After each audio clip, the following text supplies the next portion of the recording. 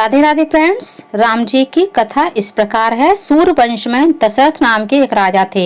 उनकी 3 रानियां थीं, कौशल्या, कैकेयी और सुमित्रा। लेकिन राजा दशरथ के कोई संतान नहीं थी।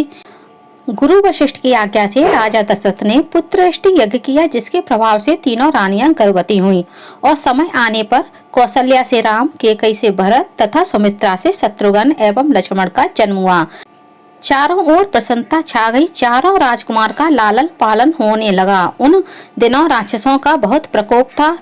एक दिन गुरु विश्वामित्र अयोध्या नगरी पधारे। उन्होंने राजा दशरथ से श्री राम और लक्ष्मण को मांगा, जिससे वे अपना यज्ञ निर्विघ्न रूप से संपन्न कर सकें। श्री रामचंद्र जी और लक्ष्मण जी मुनि विश्वामित्र के साथ उनके आश्रम चले गए।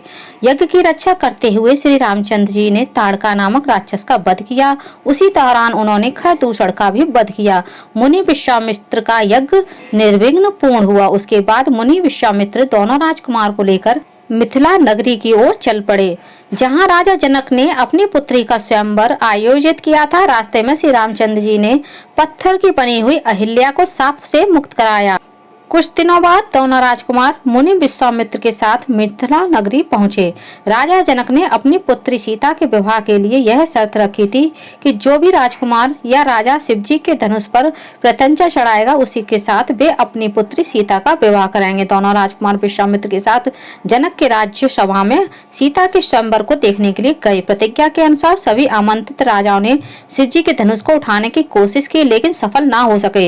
यह देखकर राजा जनक को बहुत निराशा हुई। तब मुनि विश्वामित्र ने श्री रामचंद्र जी को आज्ञा दी कि वे धनुष को उठाकर प्रत्यंचा कहर आए, जिससे राजा जनक की प्रतिज्ञा पूरी हो। गुरु की आज्ञा पाकर श्री रामचंद्र जी ने शिव जी के धनुष को उठाकर प्रत्यंचा चढ़ाने के समय वह धनुष टूट गया। श्री रामचंद्र जी का विवाह सीता जी के साथ हुआ। साथ ही लक्ष्मण का उर्मिला से, मांडवी का भरत से और श्रुति कीर्ति का शत्रुघ्न से विवाह संपन्न हुआ। विवाह के कुछ दिनों के पश्चात राजा दशरथ ने श्री रामचंद्र जी के राज्याभिषेक करने के लिए मुनि से शुभ मुहूर्त निकलवाया। पूरे राज्य में राज्याभिषेक की तैयारी होने लगी। तभी मंत्रा नामक दासी के कहने पर कैकेयी ने दशरथ को अपने कोप भवन में बुलाया। जब राजा दशरथ कैकेयी के पास पहुंचे, तब कैकेयी ने महाराज दशरथ को उनके वचन की याद दिलाई, जो वचन राजा दशरथ ने कैकेयी को युद्ध के समय अपनी सहायता करने के बाद दिया था। उस वचन को याद दिलाते हुए कैकेयी ने कहा, राम के स्थान पर भरत का राज्याभिषेक और राम जी को 14 वर्ष का वनवास दिया जाए। यह सुनकर राजा दशरथ मूर्छित हो गए। श्री रामचंद्र जी को पता चला तो वे पिता का वचन को पूरा करने के लिए 14 वर्ष के वनवास को जाने के लिए तैयार हो गए। सीता जी और लक्ष्मण जी भी श्री रामचंद्र जी के साथ वन को चले गए।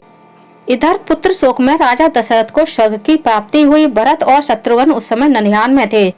जब वे लौटकर आए तो अपनी माता कैकेयी का मुंह देखना स्वीकार नहीं किया। भरत ने राम जी के पास वन में जाकर लौटने की विनती की, लेकिन पिता के वचन को पूरा करने का वास्ता देकर रामचंद्र जी ने भरत को लौटने की आज्ञा दी। तब भरत ने श्री राम जी की खड़ाओं को मांगा, जिससे वे उस खड़ाओं को राजगद्दी पर रखकर वे राम जी की सेवक के रूप में राज्य की देखभाल कर सकें। फ्रेंड्स, आप लोगों को मेरा यह वीडियो कैसा लगा कमेंट करके जरूर बताइएगा और कमेंट सेक्शन में जय श्री राम जरूर लिखिएगा। धन्यवाद फ्रेंड्स। जय श्री राम, जय सिया राम।